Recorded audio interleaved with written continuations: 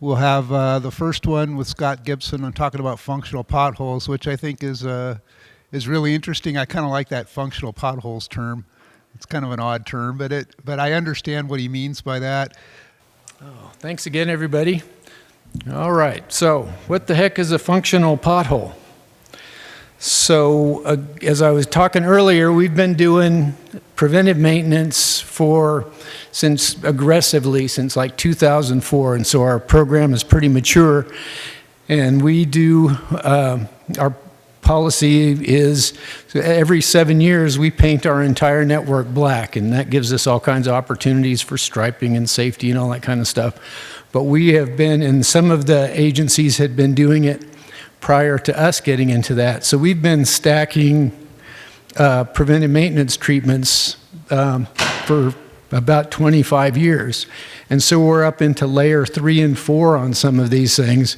And when microsurfacing came into vogue, a lot of our agency guys really wanted to see thickness, and you can really stack the microsurfacing products that we get in our area. And so it starts getting, these are real potholes.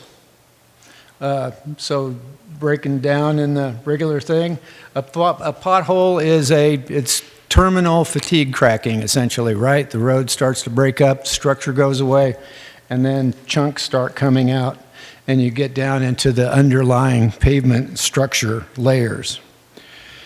And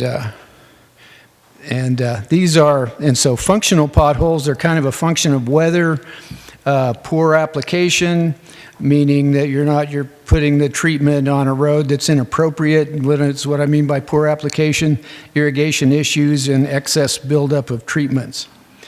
And so here's weather, freeze thaw. This is a typical, a lot of these, the terminal way, which is the road in front of our office in Reno, is the kind of the road to the airport. And anyhow, that's been our poster child for functional potholes. So it's a really convenient thing.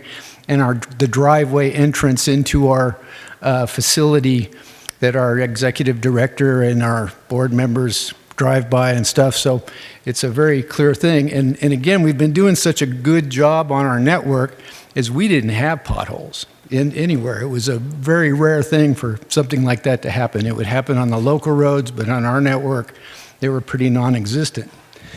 And so you get a morning like this. This is like 8 o'clock in the morning.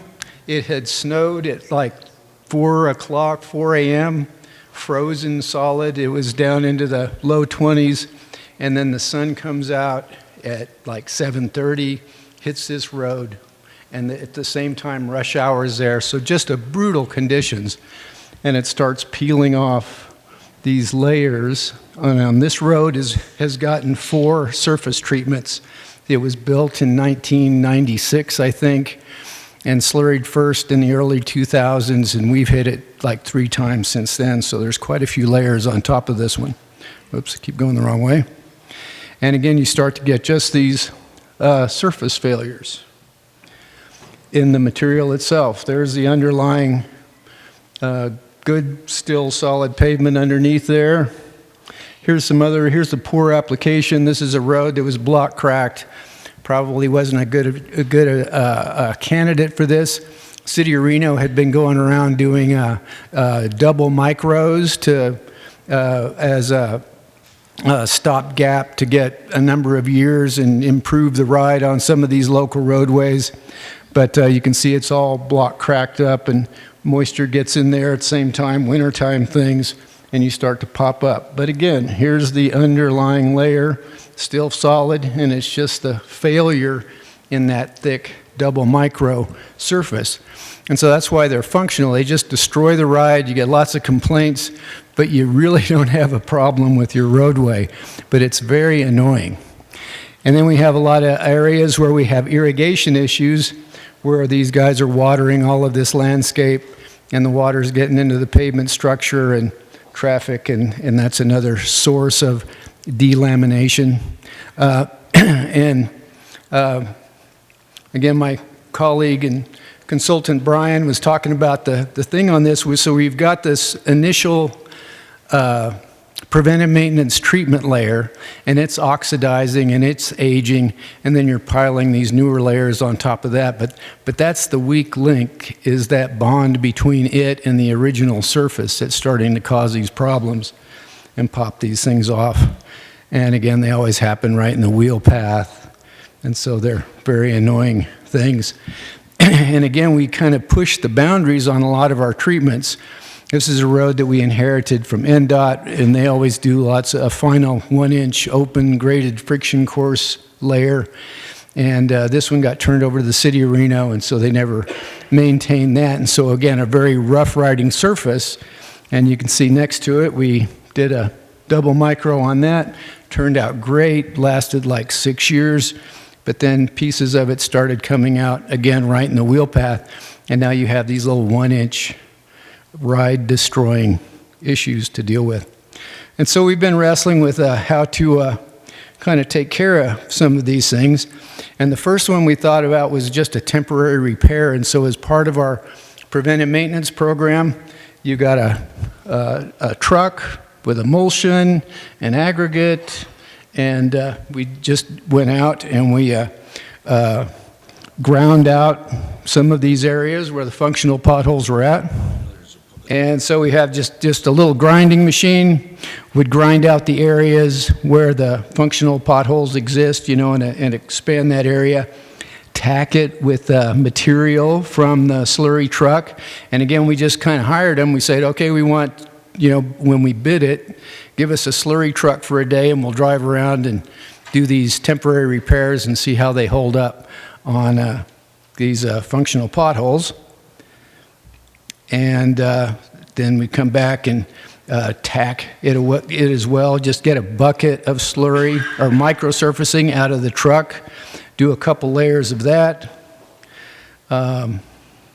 blot it with aggregate from the truck again, and then come back in the next day or two and do a full width pass so that it's, as you can see, it's kind of hard to see the whole, see the whole area there. But and so some of those held up pretty well. We got a couple, 3 years out of them, but then they started failing as well. And so, and again, this is becoming a growing problem, and we're going to have to do something more permanent.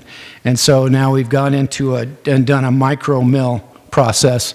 And again, our candidate road is right outside our office. And I'm going to go ahead and use this one, I'm sorry. But this is our temporary repair that we've done before, kind of the limits of that you can see.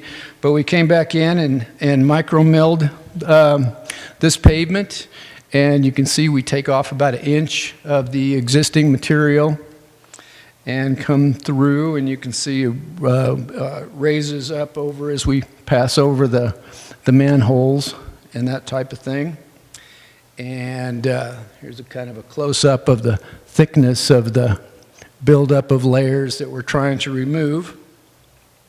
And then we had to come back in. That was a 6-foot milling head, I think, on that initial one, Brian, and then came back in with another machine with a 2-foot milling head and did some deeper milling operations and tacked that.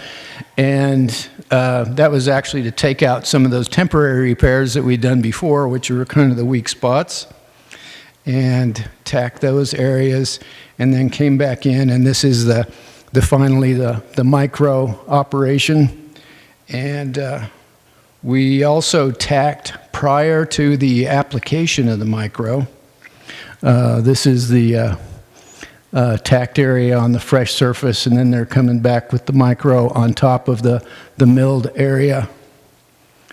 And again, more of the micro operation, hitting some manholes. And then this is kind of the finished product. One of the initial things we did after we did the micro milling, everybody in the office said, man, it sure is smooth out there. So it dramatically improved the ride right off the bat to everybody's enjoyment. And then the micro milling, the ride stayed smooth unless you're on a bicycle, which I am sometimes. But other than that, we got a little bit of chatter there. But otherwise, the surface looks great. And we just finished this a couple months ago, I think. And so we'll see how that holds up. This is one of the areas I think we might have either over-tacked it or something was going on, but we do have a couple fat spots. This was pretty much the worst one in terms of the final product. But so anyhow, we're in a position where we're going to see a lot of our roads are going to be requiring this operation moving into the future. And so this is and then the idea is I'm trying to stay away from the overlay concept and just try and get back and maintain that original pavement structure as much as possible and get back and starting to keep preserving that one going forward. And that's it. Any questions? Okay, this is a two-part question. Did you do any cores to determine the depth of your plant mix before you did any milling on that? Oh, yeah. Yeah, we did. We cored a lot of that to find out what exactly the structure was, and we'd done that in the temporary repair thing as well. And we had quite a bit to work with, I think, right, Brian?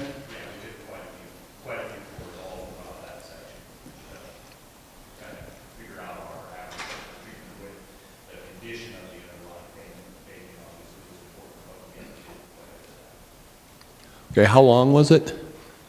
Oh, half a mile, I think. Okay. And when you did the deep milling, how deep did you go on that? 2 or 3 inches, I think, depended on what we saw. There was a lot of, yeah, give Brian the microphone. Let him talk about the scabbing and... Yeah, for the most part, it was about 2 inches. And really, it was, you know, because we did the experiments, like Scott said, with our temporary repairs. Really, that really had nothing to do with the underlying pavement. It was more a condition that we created with that kind of those test sections, those temporary repairs. So for the most part, it was about 2 inches. And there was a little bit of scabbing where we didn't get all the way through some of the microsurfacing layers, and that wasn't very stable either. And so the second micro mill operation kind of took care of that to give us some sound substrate to start building back on. Hi, Scott. Greg Duncan, Applied Pavement Technology. I heard you say tack about 15 times in that presentation. Are you going forward with a philosophy of tacking micro in the future? That's a good question. I don't know that this one, it was really dusty when we first did it, and I've heard John mention that the traffic cleans it off if you leave it to traffic, and it got that way. We also had kind of a flood in this area, and some of our storm drains were clogged up, and so we had a little bit of mud as well, residue, and that was also kind of part of what led us to think we were going to do belt and suspenders and add the tack. So the jury's kind of out on that. Again, I'm not too happy with some of those fat spots. And again, we tacked prior to the 2-inch inlay, prior to the final microsurfacing, and we tacked prior to the final microsurfacing as well. And that might be part of the fat spots where we tacked on top of the new pavement too. It wasn't such an absorbent surface. Robert Young, New Mexico Department of Transportation. We get most of our potholes during the winter time, during periods of bad weather, and that's the worst time for trying to patch them. So we put a temporary patch and then try to get to it in the summer when we can do a decent job. Do you have any suggestions for temporary patches that, that'll make them last? I don't really, and as I've kind of mentioned before, when we turn these roads over, these functional potholes are ones that our local agencies' maintenance crews are responsible for taking care of. And so they do, the typical throw and go thing, and I'm not exactly sure what products they use. Actually, one of the vendors at Aqua Vault, he had done some of that. He said the city of Reno had purchased some of that material as well, but yeah, it kind of goes on them. And again, if they get enough phone calls, they send crews out and patch these functional potholes. Josh Herrera with NMDOT Materials Bureau. Robert basically just was answering my question about the weather. Curious to know, you guys in Reno seem to kind of be similar in weather like Very us. much, yep. And up in Santa Fe, we drastically changed from Albuquerque. And New Mexico has a very wide range of weather. And my question was, you kind of already answered, but speaking with the Aqua, if you guys have used that, and that's what I was going to ask, if you guys, and how did that turn out, and if so, what was it, if you guys got any tests where, if it was used with any water, where just how it held up, because all I know is that the vendor here said that they buy a couple pallets a year, and I have no idea where they put it or how it performs. Unfortunately, I might be able to ask them and get back to you on that. Yeah, we've been in contact. I just now Yeah. in the last couple of days, and like Robert, suggestions on the pothole fixture, because up here, it's a never-ending battle, and like you putting tack, that's a good practice. So just curious to pick your brain on that. And thank you. Tim Ernest, Oregon DOT. I was just going to say that our maintenance forces in and around Salem have used Aquafault. So when we get these potholes and stuff during the winter time, it's typically wet 6 months out of the year in the valley, and it's worked out well for us from what I understand. So it has been a good product for us in wet applications like that where your potholes do start to develop. I was just wondering if you guys had used any mastic in any of these potholes. We have not. So in Washington, we've used Aquafault and probably 20 other products, and it totally depends on what they like and what region they're in and what kind of weather they have. So I think they all have a good purpose. So Scott, great presentation. Question for you, was it only on the open graded sections that you had this delamination? No, again, those initial pictures, those are kind of all over where we're getting that 3 and 4 layer buildup, where we're getting an inch plus of preventive maintenance treatments.